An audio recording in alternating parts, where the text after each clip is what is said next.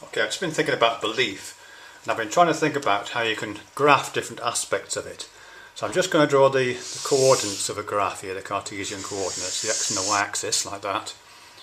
And how I'm going to lay this out is this line here, the y axis, is the strength, let me just hold the pen for this, is the strength of a particular belief, and it's weak at the bottom and strong at the top.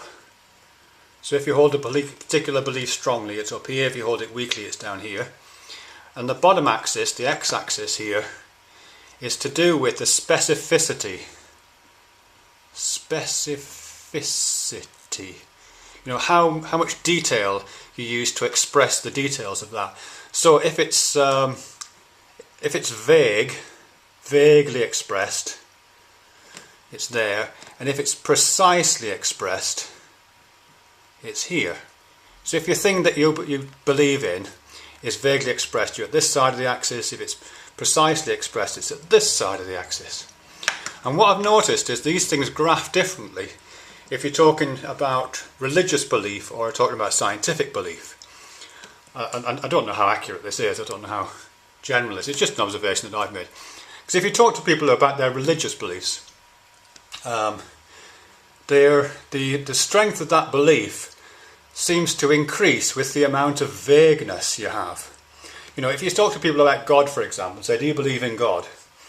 They might say yes, they might say no, but they're more likely to say yes and express a stronger belief if it's quite vague. You know, if you say, oh, it's this kind of spiritual thing, it's kind of a force in the universe.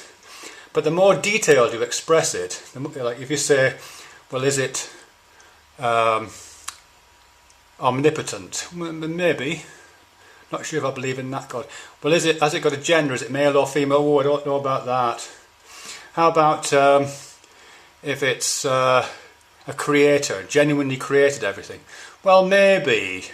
How about if it's created according to a particular religion, like in the Bible or something like that? Well, I'm not sure if I believe it that much. And once you get down to, you know, is it a man who sits on a throne in heaven? No, I don't believe that at all. I barely believe that at all. So it describes a kind of a curve that goes like that. Yeah, so the vaguer the religious belief, the more strongly it's held. With scientific beliefs, it's not like that.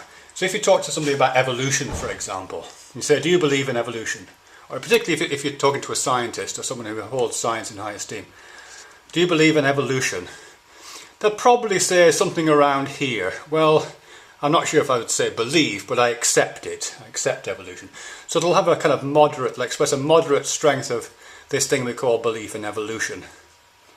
But the more vague you make that, like if you were to say, do you believe in a force that's operating through biology over time, that's making changes? So I'm not sure if I believe that. It's a bit too vague. And the vaguer you get it, the less likely they are to say that they hold a belief in that area, or the weaker they will say they hold that belief. But the more precise you make it, like, you know, if you're holding a fossil in your hand and say, do you believe that this fossil is so many years old, they'll compare it to various dating methods and they'll believe it.